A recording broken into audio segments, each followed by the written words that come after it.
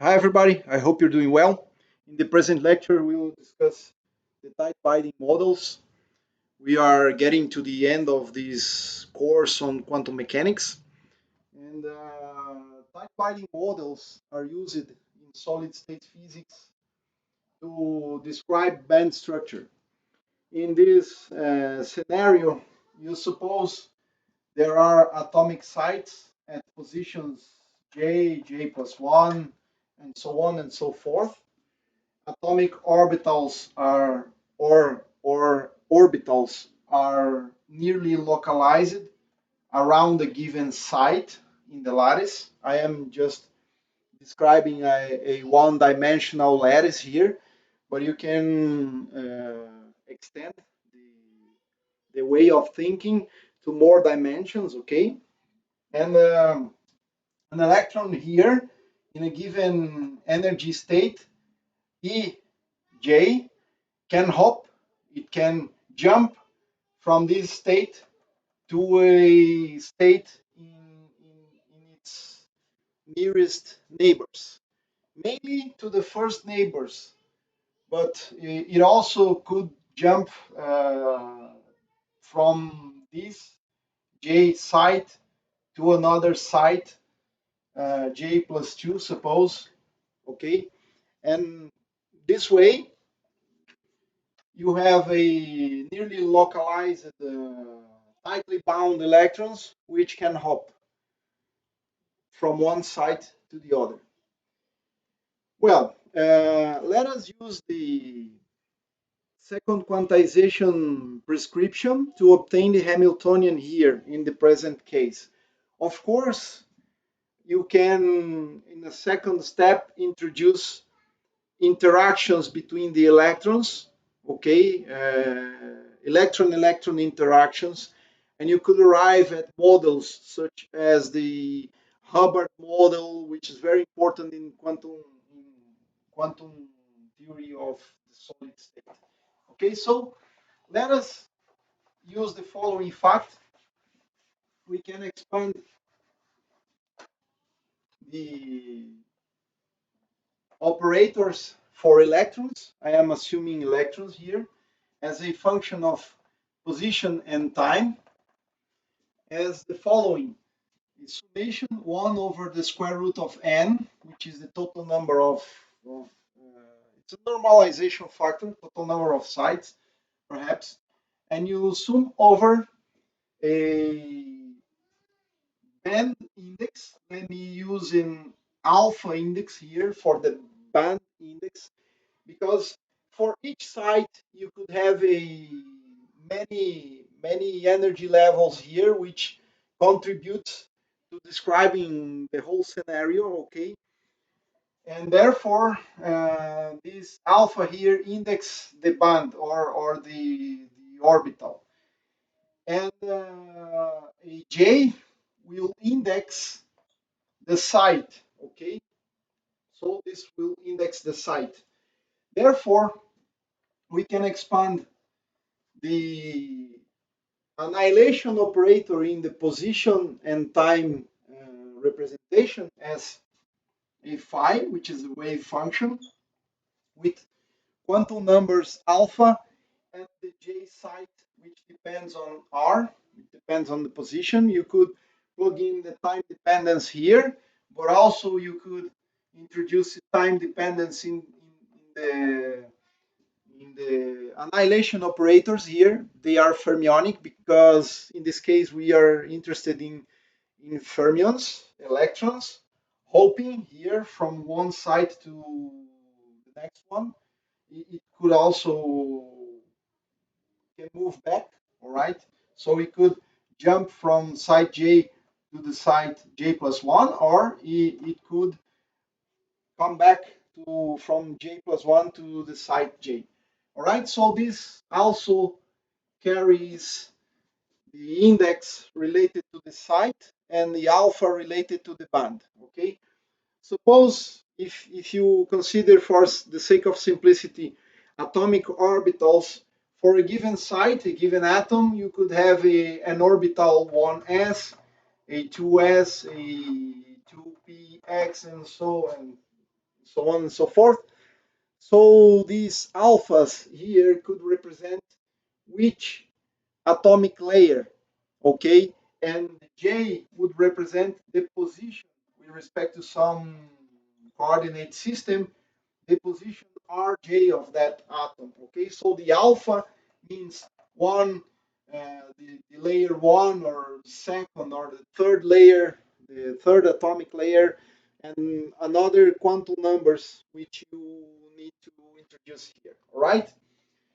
So the dagger, for the dagger here, you have a psi dagger, depending on position and time, 1 over the square root of the normalization, of course, a summation over alpha and j, phi dagger here, because it could also include spin, so you need to introduce spin as a set of quantum numbers. So set of quantum numbers here,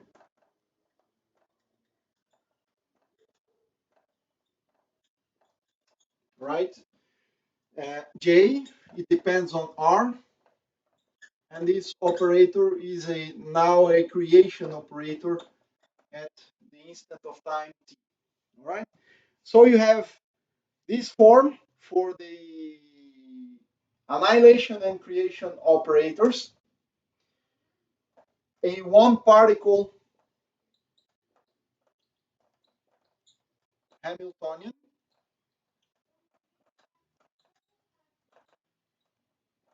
in the beginning. You have a one particle Hamiltonian. Of course, a two particle Hamiltonian corresponds to interaction between identical particles, electron-electron interactions, of course.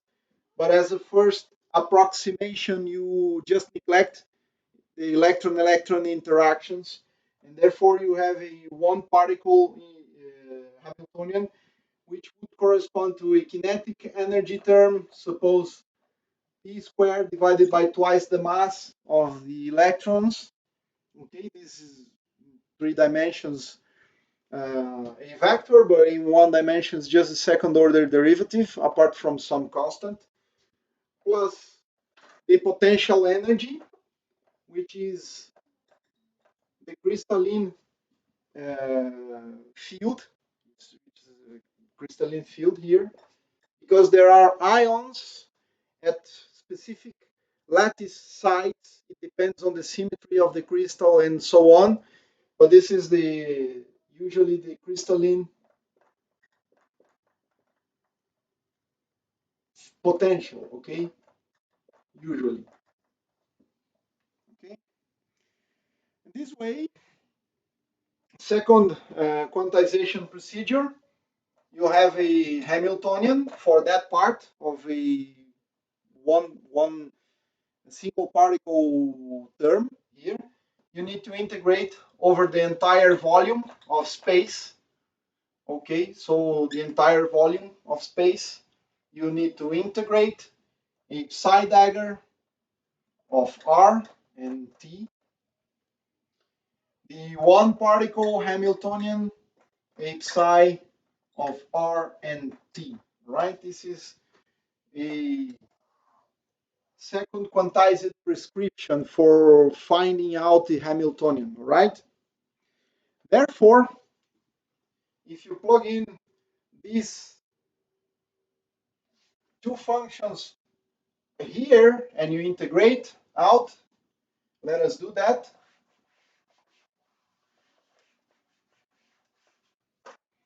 That normalization factor could be the volume, of course, if you integrate over a continuum, but I'm thinking discrete space here. You would have Hamiltonian in second quantized form. It will be equal to an integral over three-dimensional space if you are considering three dimensions, but the number of dimensions, okay? So let me use here d-dimensional space.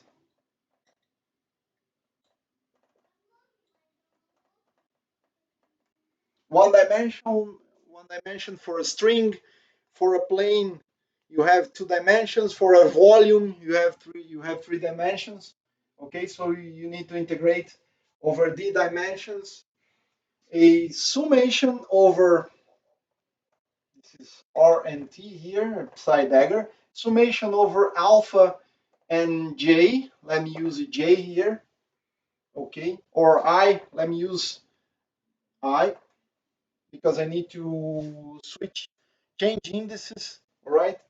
Alpha and I, phi dagger, alpha and I, C dagger, this depends on position.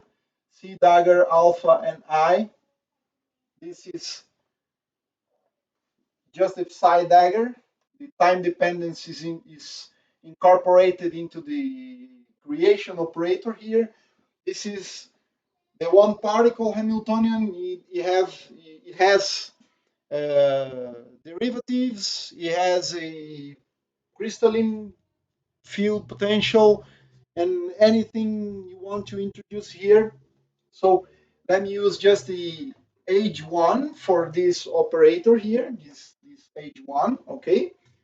And here we need to insert the annihilation operator. So let me use another beta, J, beta and J, summation over beta and J, phi, beta, depending on R and J, because this orbital is centered at the lattice site J. This orbital is centered in the lattice site I, all right?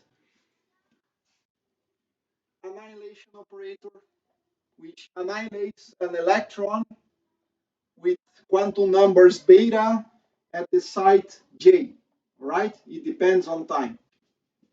So now what we have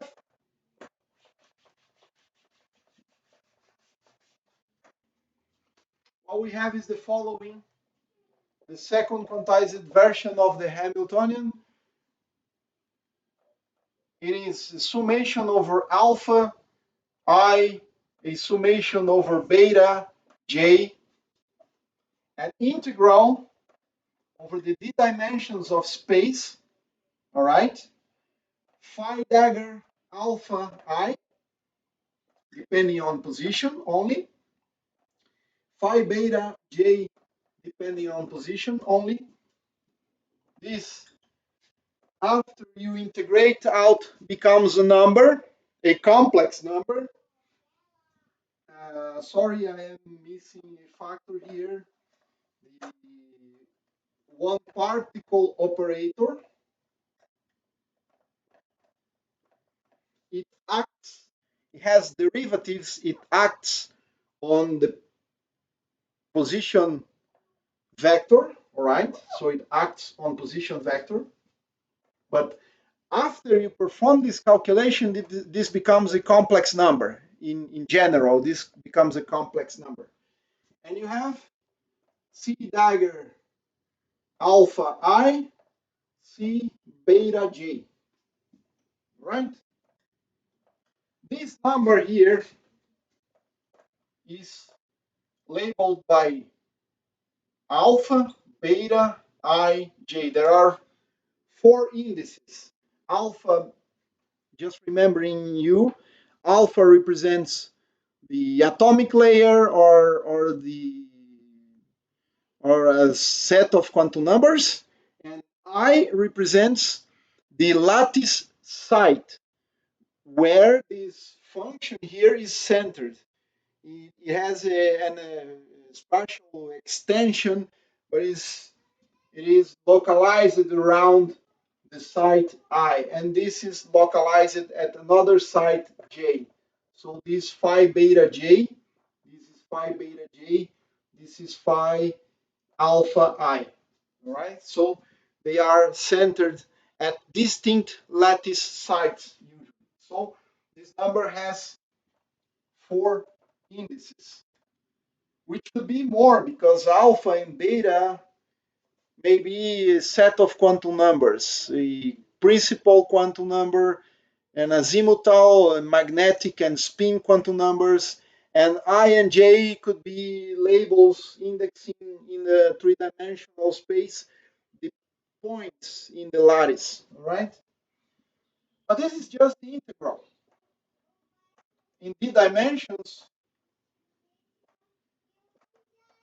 of this form here, this orbital here, or this function here, which satisfies a one particle Schrödinger equation, all right? Phi beta j depending on r, all right? And now, since we are using a complete basis, right? Let me just use a complete basis here.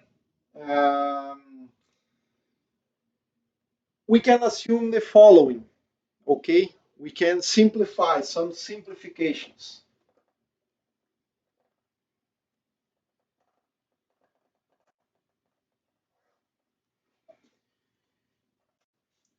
T alpha, beta, I, and j is 0 for alpha distinct from beta, right?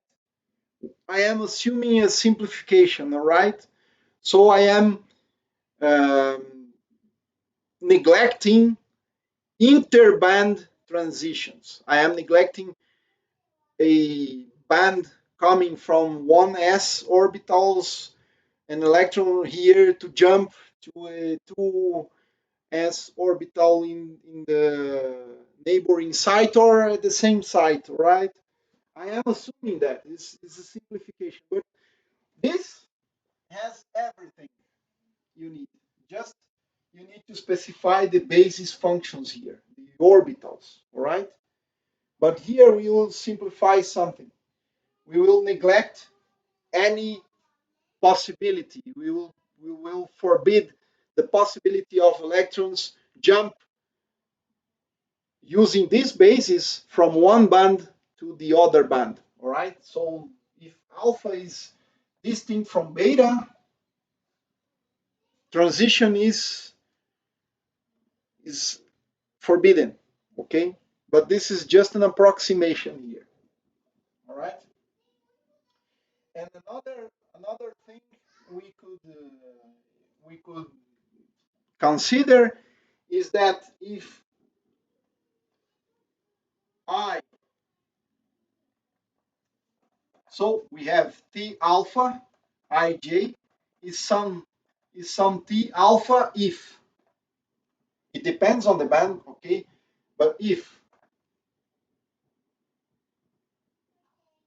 I is equal to j plus minus 1 or plus minus delta, where delta index nearest neighbors, okay, the first nearest neighbors, and it is 0 if I is distinct from a label here indexing the first neighbors. All right. So we are considering an oversimplified system where an electron, you have a site, for instance, let me label this J, J plus 1, J plus 2, J minus 1, J minus 2. Suppose you have a one dimension here, just to be very easy to visualize what is happening. An electron here, it can jump from one site to the first neighbor. It can jump from this site to the next neighbor, which is on its left side. This is on its right side. Of course, you could have a neighbor up, a neighbor down here, but I am using a one-dimensional picture here. So this is T alpha because you have a set of levels, okay? But to jump directly from the J side to the J plus 2, it is neglected. it is being considered a very small number. So in comparison to the first nearest neighbors, the probability of hopping becomes negligibly small. So we are omitting that. Of course, we need to introduce a value also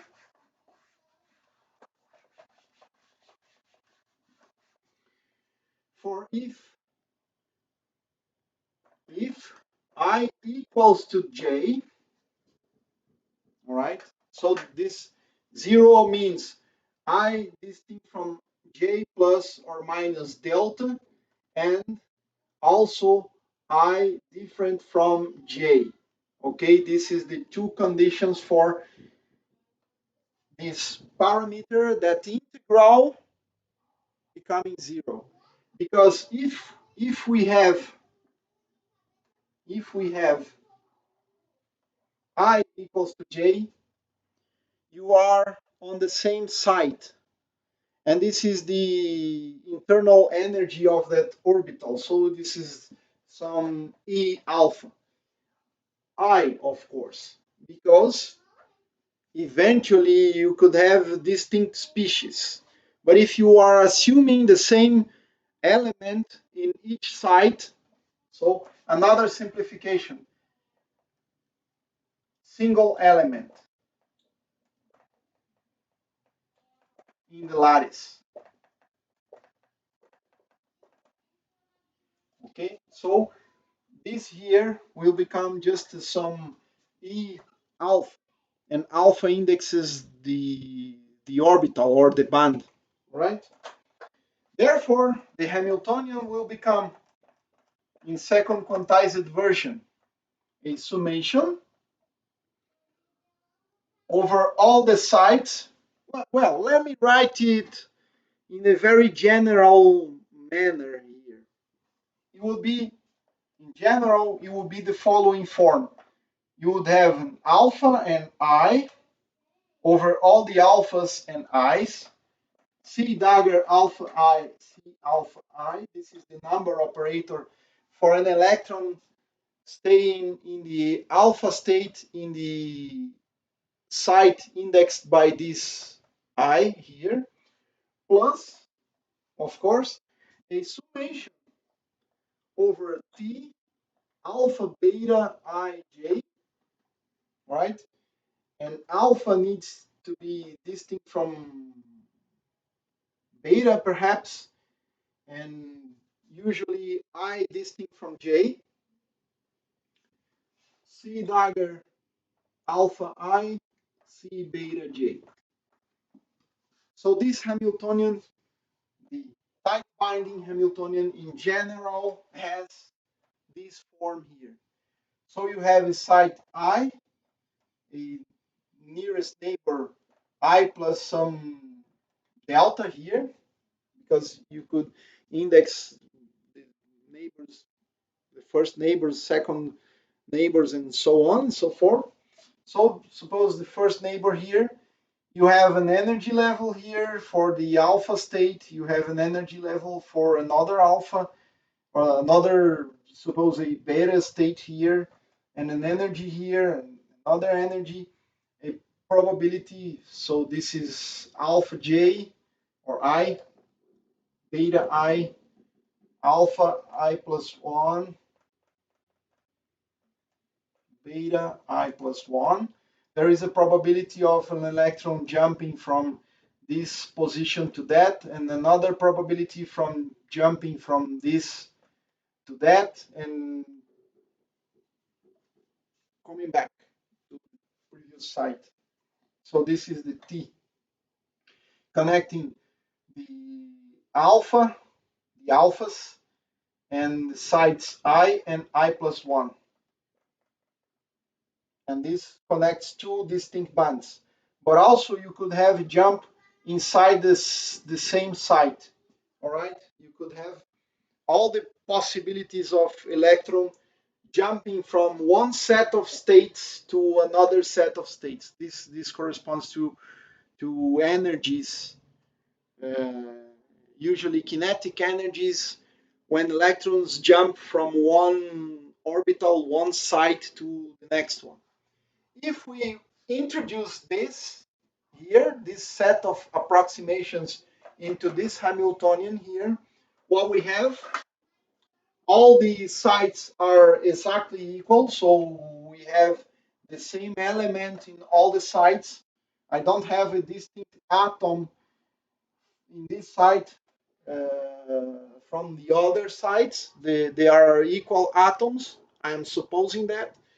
But if you need, you could change here. You just need to change the energies and the Hoping parameters. This is very general, right? But with these simplifications for this lecture here, we will work with this within these simplifications. We will have the following: Hamiltonian in tight binding model will become over the bands and the sites C dagger alpha I, C alpha I, all right?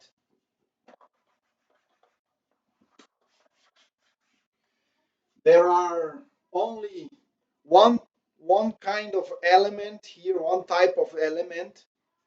Suppose the atom is carbon, carbon, carbon, carbon, carbon, okay? Same element in all the sites, in all the lattice sites. Plus the probability of hoping considering only first nearest neighbors, all right? So we can zoom over a single label I, all right? This parameter is the hoping parameter connecting a site I to a site I plus 1. Electron can jump from I to I plus 1 and coming back, right? It could go both ways, but the number for the coming back is the complex conjugate of that, right? And suppose for this case we could use a real number, but in general it is complex. This is a real number, this could be complex, and we are summing over all the probabilities of jumping from the site I to the site I plus 1. Of course, you can manipulate this expression to make it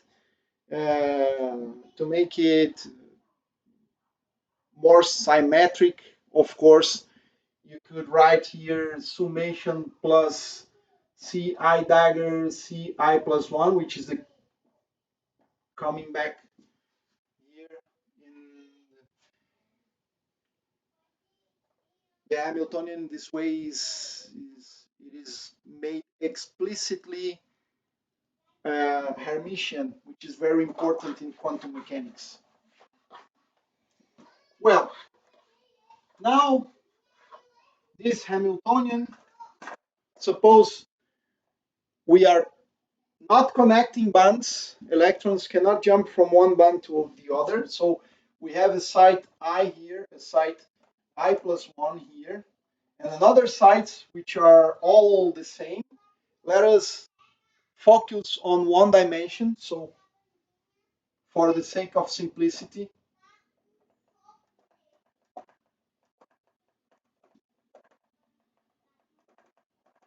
again, consider one dimension. You have sites I minus 1, I plus 1, and so on and so forth. This is the x-axis. It continues forever in an ideal world. Of course, you could solve this for finite strings, but here we have bands. Suppose E1 and another energy state E2,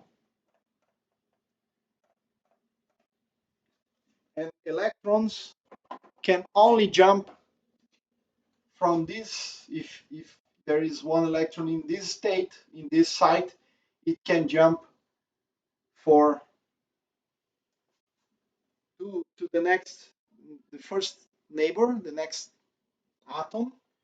If it's empty, of course, because you have fermions, right? And this probability, this energy is the T1.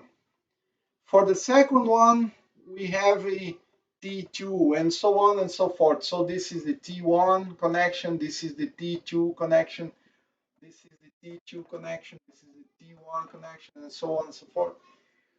So you could write it as a matrix for a single electron. Okay, you could write this Hamiltonian as a matrix for a single electron. You would have the following in a matrix form. You would have the following. Since bonds cannot connect, you would have zeros, and the Hamiltonian is block diagonal. Of course, it continues forever here, but I am just writing for these two states here because it is repetitive. You could write more and more states, more and more bonds. Suppose this is the bond number 1, indexed by 1. It goes on forever, and you would have a connection between first neighbors. Is it three-diagonal matrix, a Toeplitz matrix? Here you would have E2, E2, E2. This is diagonal in number representation. You could have an electron in this site or this site or this site or this site with energy E2. The first site, the second, the third, the fourth, and so on with the energy E1. And for the electron to jump from the site 1 to the second site, you have a energy T1, which is connected to the probabilistic uh, interpretation of electron jumping, hopping from one site to the other. Okay, and here is the probability for the second orbitals, the second band here. Okay, and you will have a third and a fourth and so on. Okay, and zeros otherwise, because I am considering only first neighbors. The electron cannot jump from this to that. It needs to first jump from the I side to the I plus 1 and then jump to the I plus 2. It cannot be connected directly from the I side to the I plus 2. All right. This way, since the Hamiltonian is now transformed to a, or simplified to a block diagonal form, okay, if you are interested in perhaps introduce a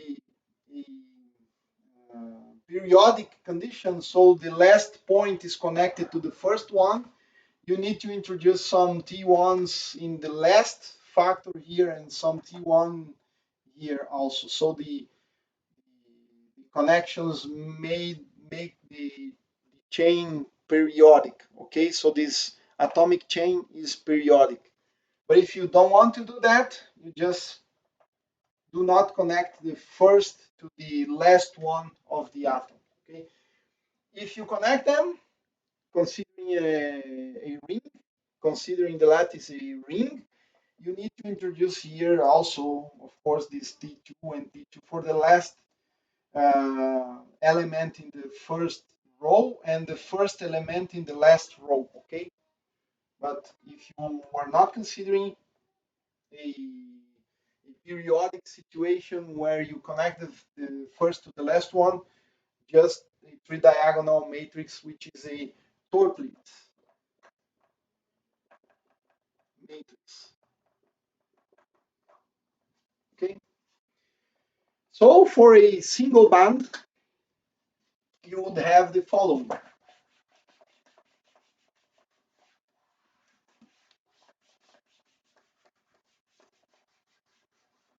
For a single band alpha, H alpha, the Hamiltonian would be corresponding to the following form: E alpha, T alpha, T alpha, the complex conjugate to be precise, okay, but you could assume a real number here. T alpha, E alpha. This is three diagonal, zeros, zeros, okay? So in the main diagonal, you have the energy of the site in the band alpha.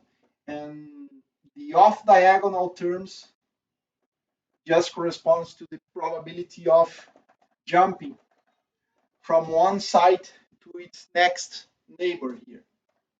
Okay? This is the form of the matrix.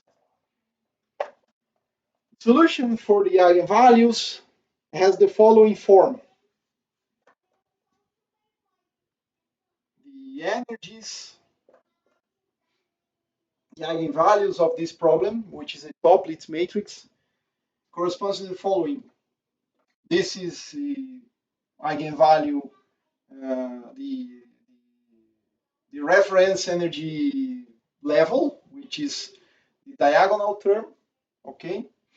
So if you do not connect one side to the next neighbors, you would have a E alpha eigenvalue degenerated to the n, which corresponds to the dimension of this matrix, n by n. Okay. In the limit, you take n going to infinity for an ideal solid, right? One-dimensional ideal solid. But you would have a plus or minus modulus of T alpha, the modulus of the number, twice. It is twice the number. There are other forms to solve that. You could just rewrite Ci, the operators there, as a summation over Ck e to the ik dot xj in one dimension for all the k's xi and alpha indexing the band for each band alpha. Okay, if you rewrite the annihilation operator in Fourier series, represented as a Fourier series, you could calculate everything, use orthonormality properties, integrate out, you would find the same result, but this produces E alpha plus or minus 2, the modulus of T alpha, a cosine function of phi divided by n plus 1 times some n. And this n runs from 1 to n. Right? This is for a Toeplitz matrix of that form.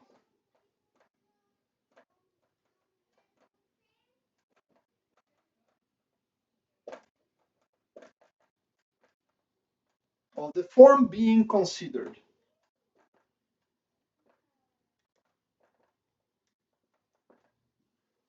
Okay? So there are a set of eigenvalues which is indexed by an integer n, all right? And it has this form here. But now let us go to the limit where n goes to infinity, all right? So remember this form here. You could insert values for a two-atom. It's not a chain, it's just a molecule. A three-atom is just another molecule. 4, 5, 6, and you could calculate the energy eigenvalues to see what happens in this problem, all right? But in the limit, notice the following. Limit n tending to infinity. What does that mean? You have a chain of atoms of length going from 0 to L, suppose, or from minus L to L, all right? Um, the delta k, now we want to interpret it as a wave number. Delta k would correspond to 2 pi divided by L. This is the slightest possible value. We could symmetrize from minus L to L, so you would have a 2 times L, 2 times L. It doesn't matter if you do that, all right? And N corresponds, you would have N plus 1 points, but the N corresponds, if you consider a lattice spacing A, the lattice parameter A, in this lattice, okay, you would have from 0 to L, you would have the first one, the second, the third, the fourth, so on, spaced by a distance A, a physical distance A, which is the lattice parameter. It will correspond to L divided by A. Okay, this is L divided by A. Around that, okay, if you take the limit, L going to infinity, A tending to 0 for the purposes here, you will have N is L divided by N, by A.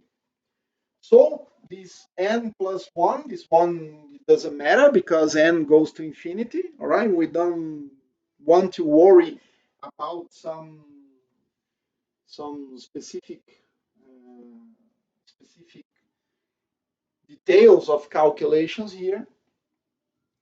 Um, if you consider a string, the ends has some boundary conditions, all right? And therefore, what we can do here is to replace this pi over n by something which is connected to the a, all right? We want to do that.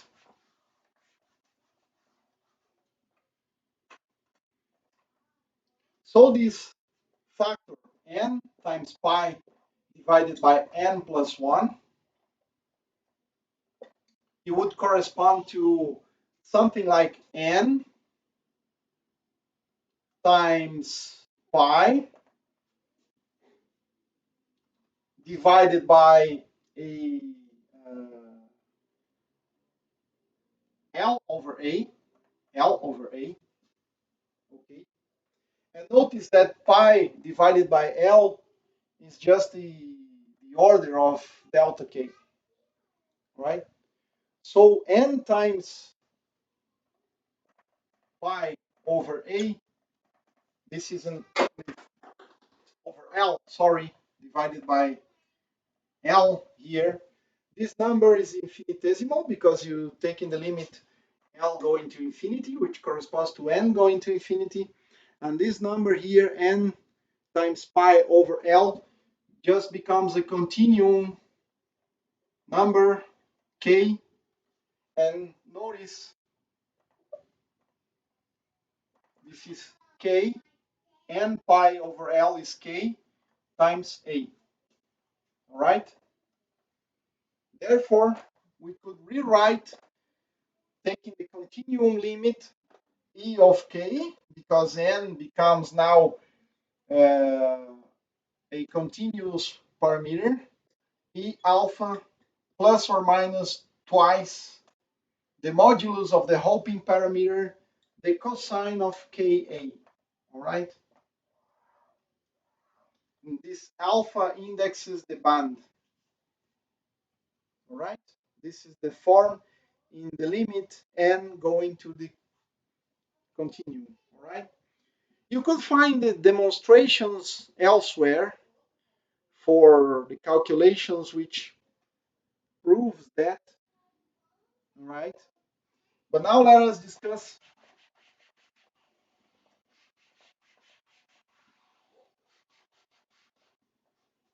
this as a band structure.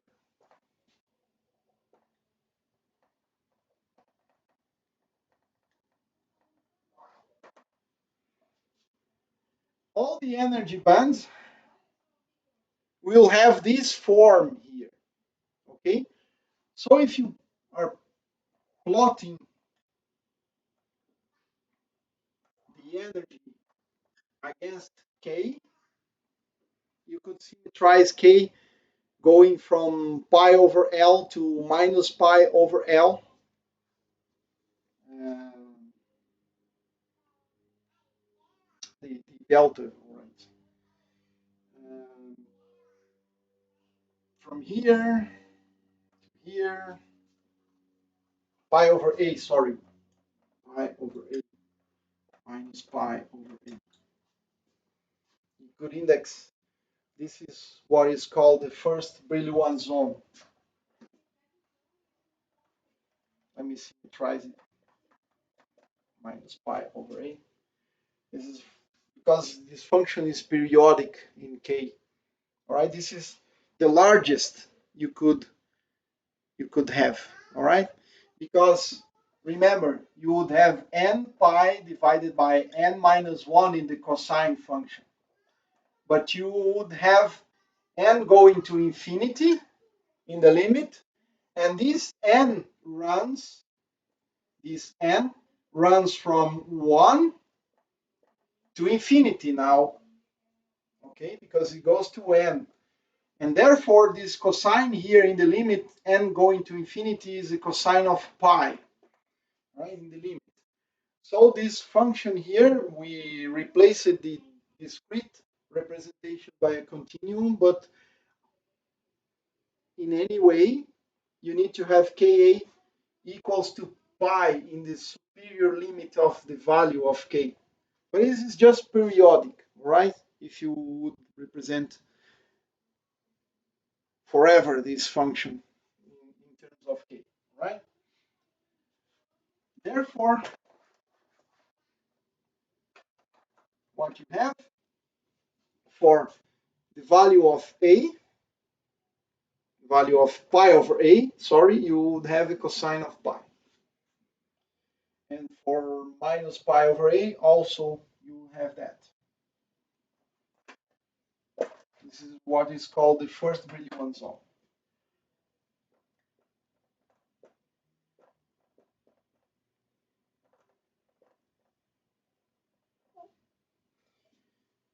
You have a reference level E alpha for a given band. We are just considering this band. This is the energy for that band as a function of K, right? Or as a function of Ka, K times A. A is the lattice per meter. Let me rewrite it here. Any band will have a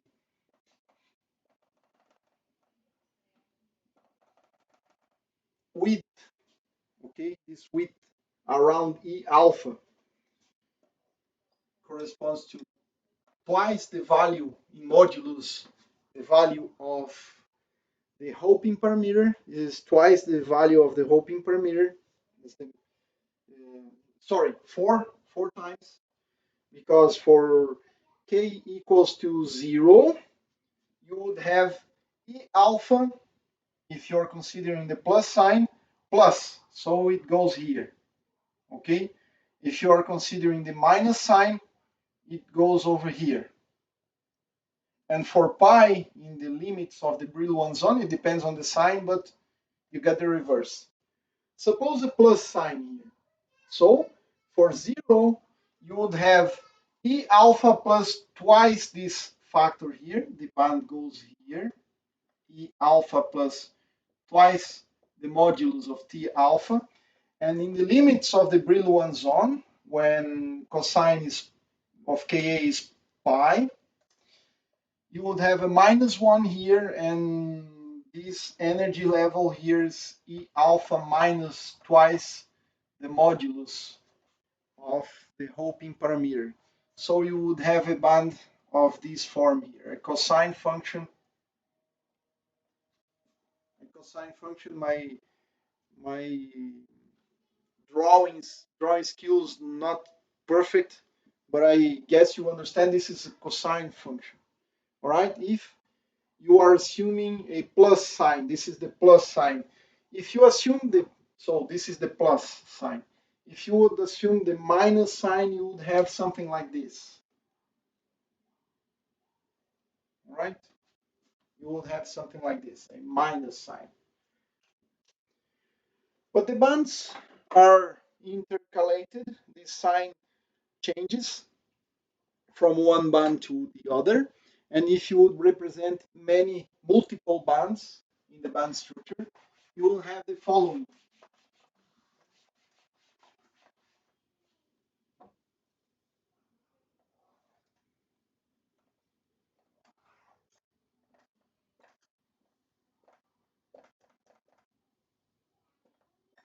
Let me rewrite Ka here just from minus pi to pi, and here the energies depending on Ka. You would have a first band, suppose E1 and E2 and E3 and so on and so forth. This band here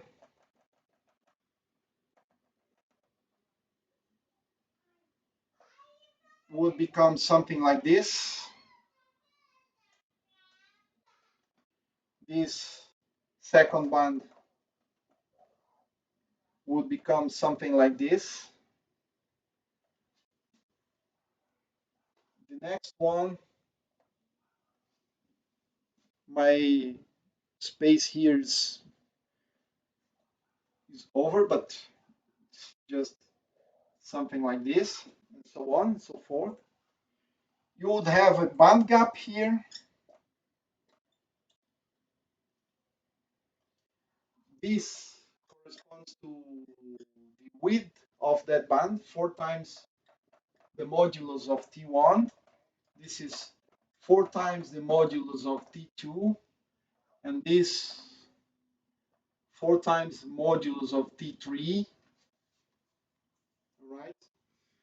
And as you go to higher order bands, the width increases, all right? For one dimension, you could also take a reading of the so-called chronic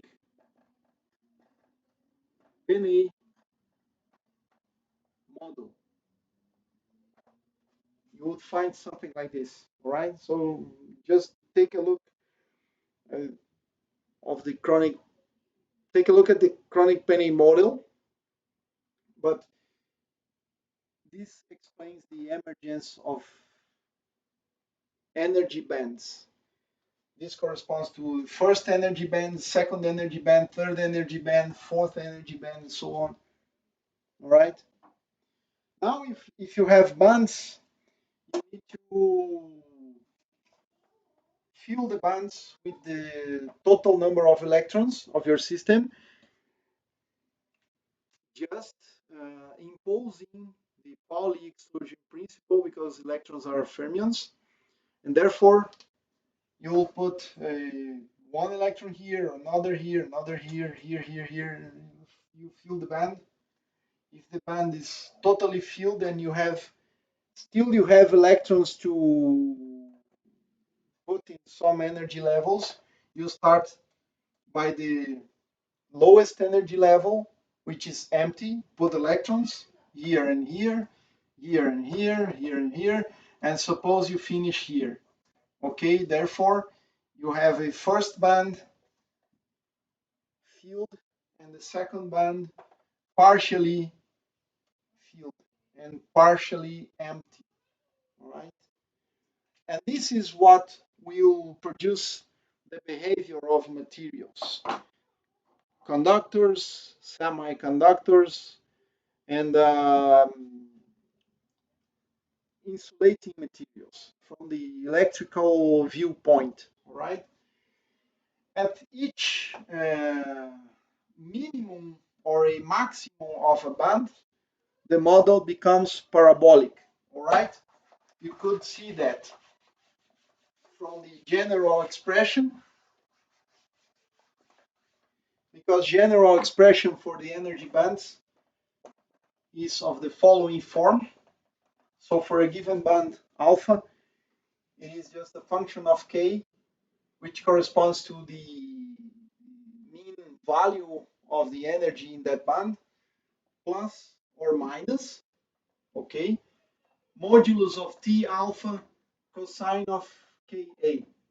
This is in one dimension. In three dimensions, the things become more complicated because you have not just a kx, you have a ky, a kz, and bands can be distinct in each direction of space. So this is for one dimension, but it's just a toy model. It helps to understand what happens in materials, all right? If you are near the top of the band, if you choose the plus sign here, or if you are near the bottom of the band, which corresponds to the minus sign here, you could expand the cosine function around zero. Okay, this is Ka, K times A, you need to expand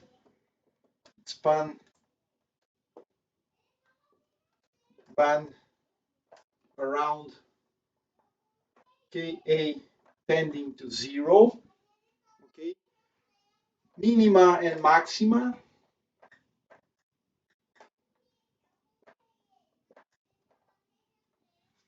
for a given band. This is a minimum, this is a maximum, another band will be a minimum, and therefore you could expand this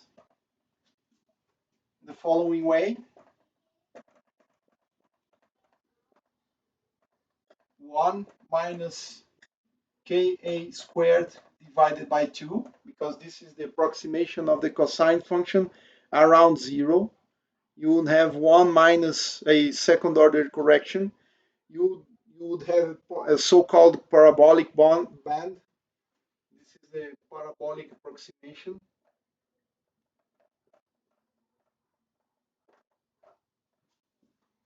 And you would have E of alpha, depending on K, corresponds to a constant for a given band.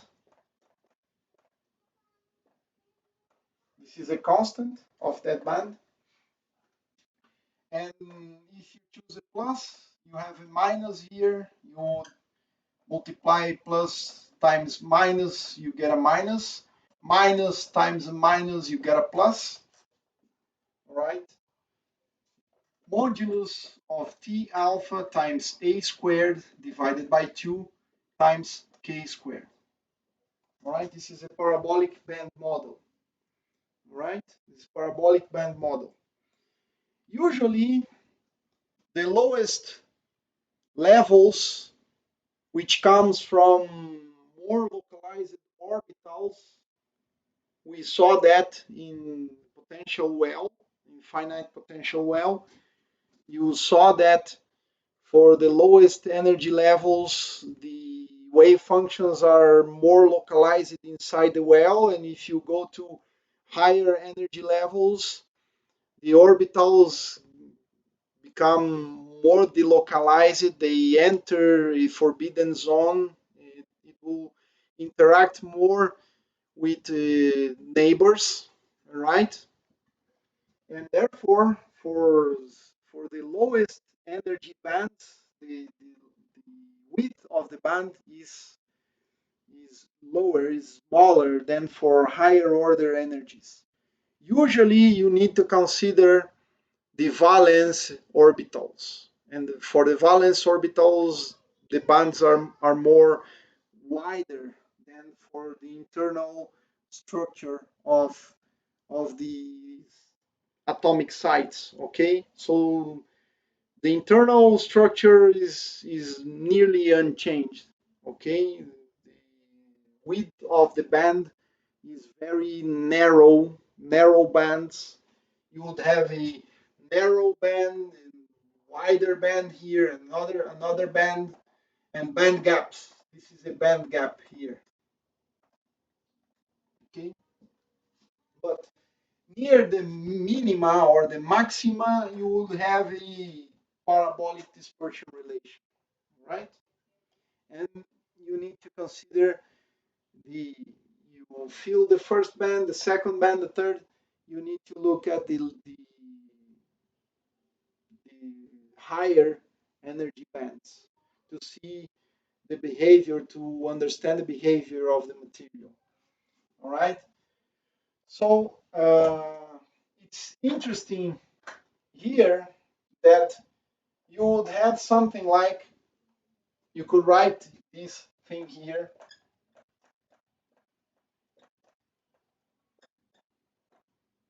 as a h bar squared divided by twice a effective mass k squared. And if you want to connect this with that, you would have that the modulus of the Hoping parameter for the alpha band a squared, it must be equal to h bar squared divided by the effective mass of the particle of the electron in that band. And therefore, you would have effective mass is equal to h bar squared divided by the lattice constant squared times the energy in modulus. The higher or the greater the Hoping parameter is, the smaller the effective mass is, meaning that the electron is, or the particle you are describing is more mobile inside the lattice. It can move for the same amount of force applied to the charge carriers. If you assume it's carrying charge, electric charge, for lower masses, you will have more acceleration, right? So mobility has to do with that, right? So for the more internal bands, this parameter is very narrow, it's small, the band is narrow, the parameter T is small, and you have a very, very large mass. You could not be able to move electrons in the more internal, the lowest energy bands of a given solid. But for the valence bands, you would have a larger effective Hoping parameter and smaller effective mass for the charge carriers. All right. The minus sign here would correspond to this situation, this scenario here, and the positive to this scenario here. So this is a plus, this is a minus. And notice a plus would correspond to a particle living around here. It's a parabolic approximation here. It would correspond to the electron with effective mass m, right? Effective mass.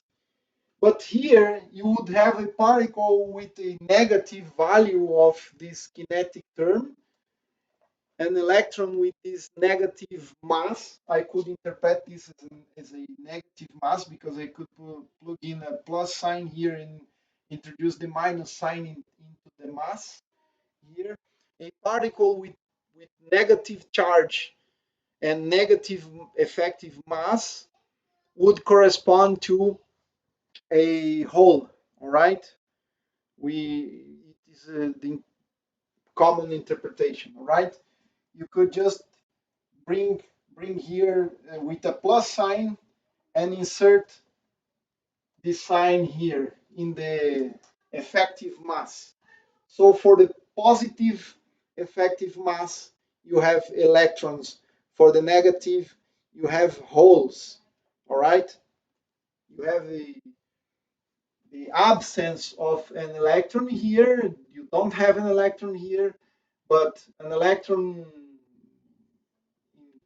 in the neighborhood of that energy point could move there, and an electron with negative mass, effectively negative mass and negative charge, corresponds to a positive mass, positive charge, moving in the opposite way. So this way you talk about holes in semiconductors. All right, so in semiconductors, that's what really occurring, a negative effective mass for the electrons, which is interpreted as a positive uh, charge with positive mass.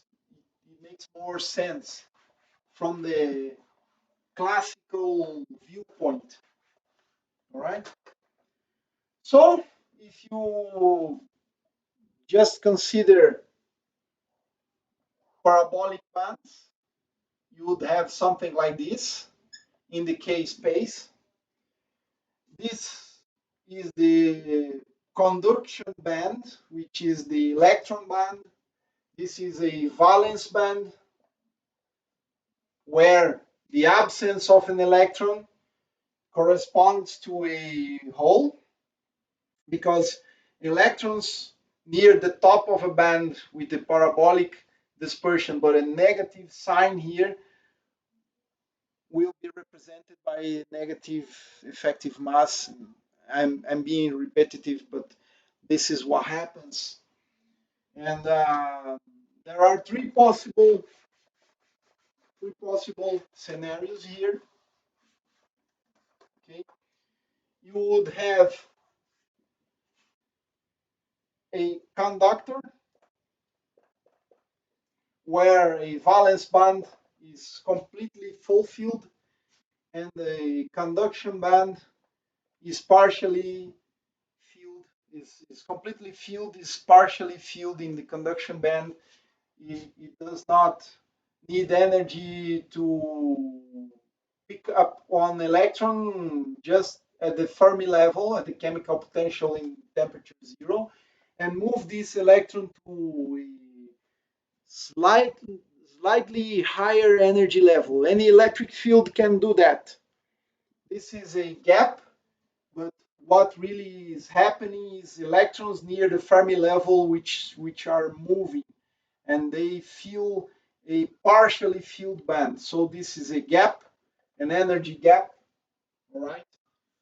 And in a conductor, you don't need high amount of energy to move the Fermi sphere, right? A semiconductor and an isolating material,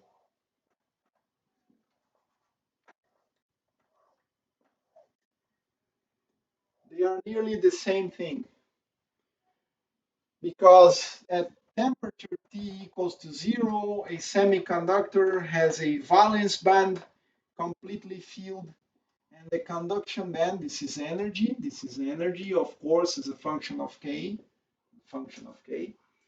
The valence band is completely filled, and the conduction band is completely empty, with a band gap here in the range of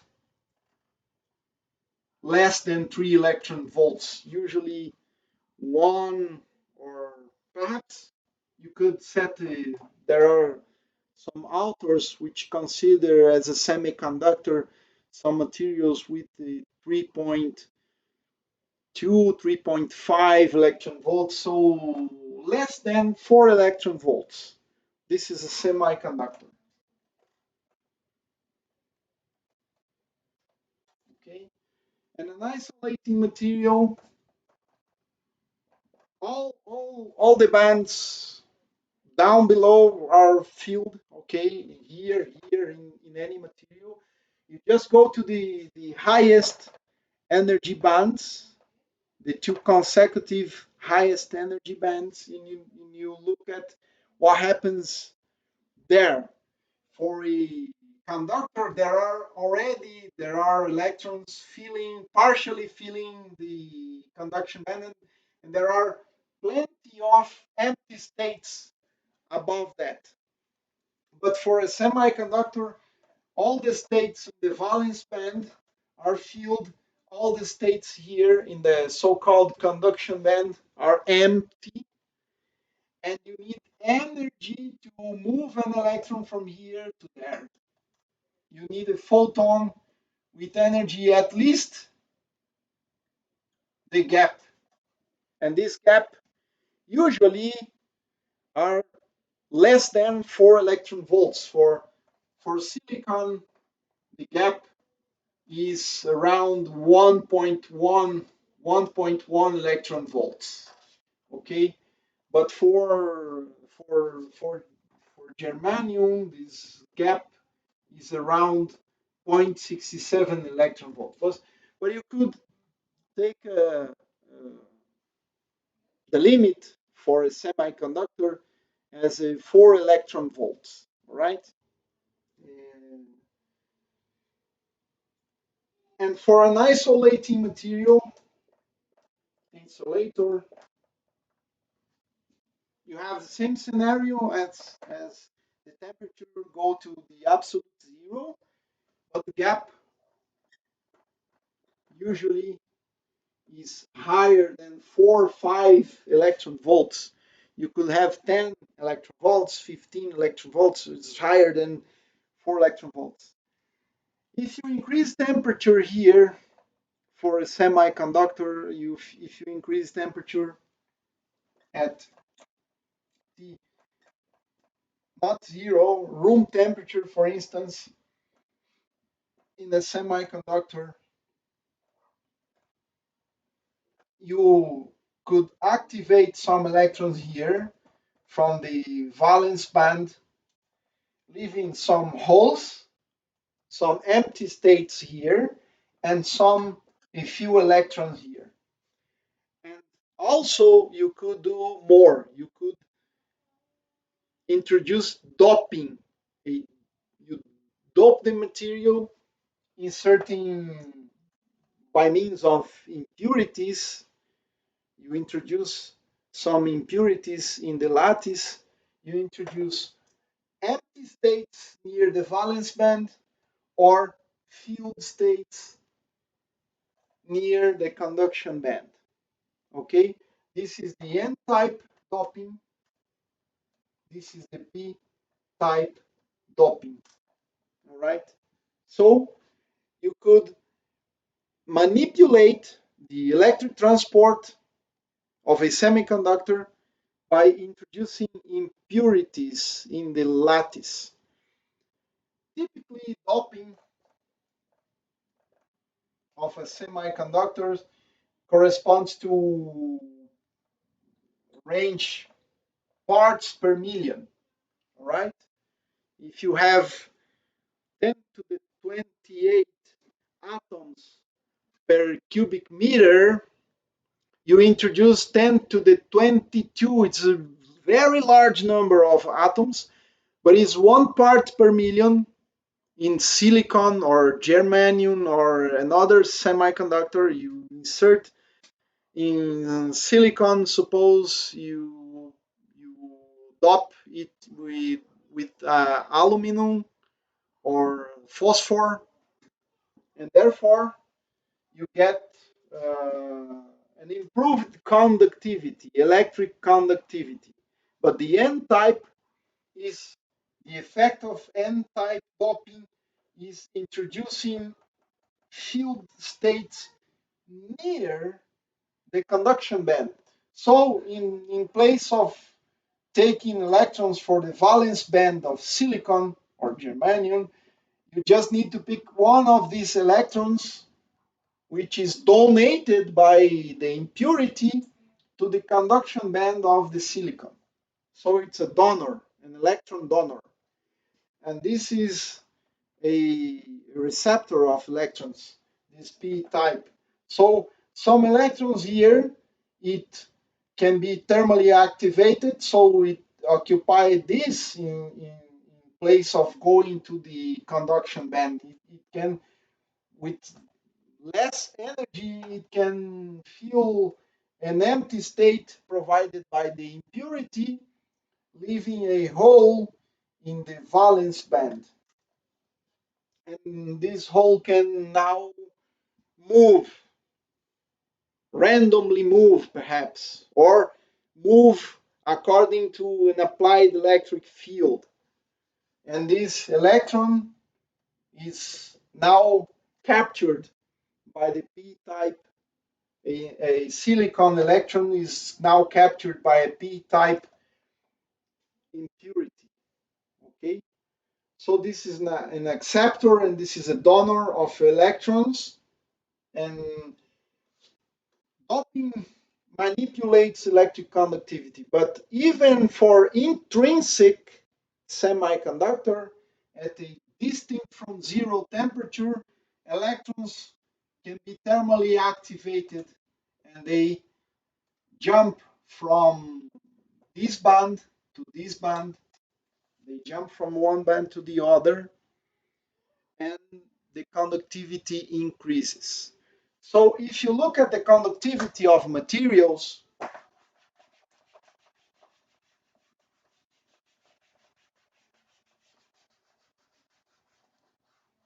for an isolator, even if you increase temperature, perhaps it loses, the material loses its mechanical properties, it melts down, but it does not increase in a significant way its electrical conductivity.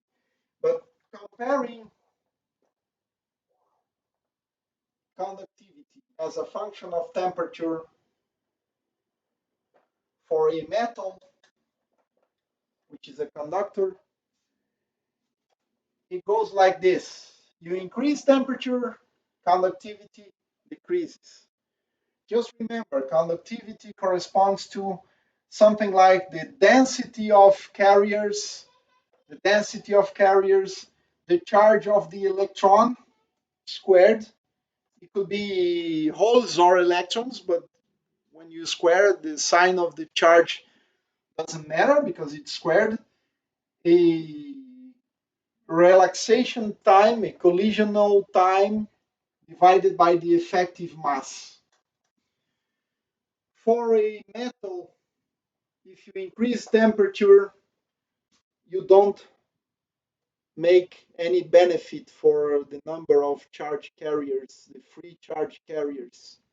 Okay, this is the Boltzmann conductivity. The Boltzmann conductivity. For the effective mass, you are already working in the conduction band. You also doesn't change, you don't change electrons, really don't change effective mass significantly for increasing temperature, but the collisional time decreases pretty fast because the lattice comes into vibration, jiggles around its position, and electrons can feel this motion. It collides in less time, and therefore, if you decreases the collisional time for a metal, you decrease the conductivity. This is nearly a constant, okay, for usual temperatures. You don't go to melting points of metals. So at room temperature, in comparison to a few kelvins, the metal conductivity decreases. All right? But if you consider now a semiconductor is a function of temperature, the Boltzmann conductivity, and this is an intrinsic semiconductor, not doped semiconductor. What you have, increasing temperature, you have increased conductivity. All right. I am not worried about the proper expression or the proper form, just the behavior. The behavior is that if you increase temperature, you increase conductivity. Of course, you have lattice vibrations and it increases the collisional time, decreases the collisional time as you go from lower to higher temperatures, even in a semiconductor. But at very low temperatures, you don't have charge carriers, free charge carriers. Because for a semiconductor, just remember, band structure, all the charge carriers are localized and they are filling the valence band. So it doesn't matter. You have a very large, perhaps a very large collisional time, but there are no chargers, no charge carriers to produce any conductivity. So it is more alike to an insulator material at T equals to zero at very small temperatures. But if you increase the temperature, some electrons here can be thermally activated. They go to the conduction band, and now they are free to move. And there are also holes in the valence band, so you have a beneficial effect. It benefits the conductivity because you make free some electrons to move in the conduction band, and you make available some holes to move in the valence band. So you increase, as a matter of fact, you have a conductivity which corresponds to a conduction electrons times E squared times the collisional time for electrons divided by the effective mass of electrons in the conduction band. Okay, this is a mass in the conduction band. Plus, you have a plus the hole, the density of holes, E squared, the collisional time for holes divided by the effective mass in modulus, of course. Here you divide it by the modulus of the mass of holes of the electrons. In the interpretation of holes, the mass becomes a positive number. The effective mass of holes in the valence band. In the valence band. So it's conduction band, and valence band. All right. Um, Usually the mass in the conduction band is distinct from the mass in the valence band. You know that because it has to do with the second order derivative. You have a band, and this is a maximum. You expand in Taylor series the cosine function. You will have a quadratic or a parabolic dispersion here. This has to do with second order derivative.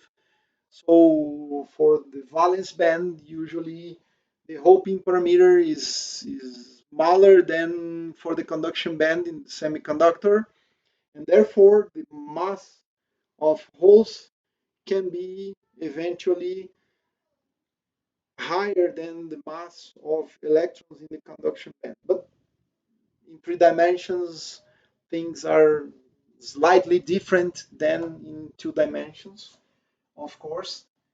But no matter, doesn't matter too much. That fact, what you really have is that you increase the number of holes and the number of conduction electrons, increase in temperature because you thermally activate some electrons and you move them to the conduction band. As a matter of fact, for intrinsic semiconductors, you always have the number of electrons must be equal to the number of holes. Okay, usually you take the letter, the symbol P for this density of holes. So the hole density must be equal to the electron density because for each electron you pick from here and put in the conduction band, you'll have a hole here. So it has to be the same. This is a charge conservation condition. All right? And that's it, I guess, for semiconductors and metals, right? main properties. Other properties you could describe, such as a mechanical properties, optical properties. You could do that by studying the band structure. And a way to do that is to use a tight binding model, which is a very popular model in solid state physics. Well, in the end, you could also, going back to the tight binding, going back to tight binding,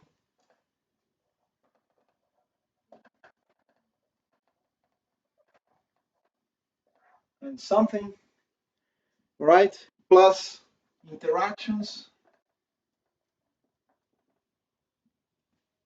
you would have the following Hamiltonian, something like this. A summation over energies. Suppose you have multiple bands, multi-band theory. So there are electrons which can be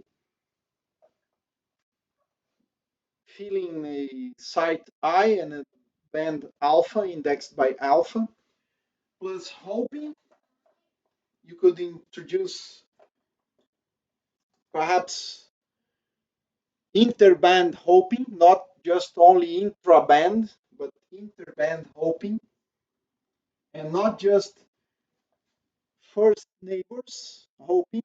So you would have something like this.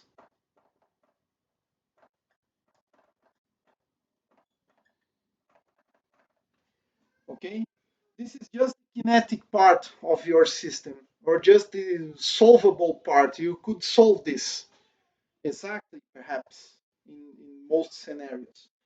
But now you would like to see if you have a site here, another site, you have a lattice, an electron go from here to here. Suppose this is I plus 1, and an electron moves from the site I to the site I plus 1. It has a spin up. It will occupy a orbital with spin up. But suppose there is already a spin down electron there. They will interact. They will uh, interact via the Coulomb interaction. They repel each other, and there is a potential energy associated with that. And this, suppose I am writing this the following way: the summation of over alpha and beta. Suppose I am not considering the Coulomb interactions between electrons in distinct sites, only on-site repulsion. So this on-site repulsion, alpha and beta could be just a spin, distinct spins, all right? I, the total number of, or distinct bands, you could have the same band, okay? So, but suppose you have this, the total number of electrons in the quantum numbers alpha and the total number of electrons in the quantum numbers beta in the same site. This is the on-site Coulombic repulsion. So this is Coulomb usually Coulomb repulsion. There are studies considering this to be a negative number, so attraction. You could attract electrons to a given site. Usually it's not the case, but you could mathematically study anything. It's just a model.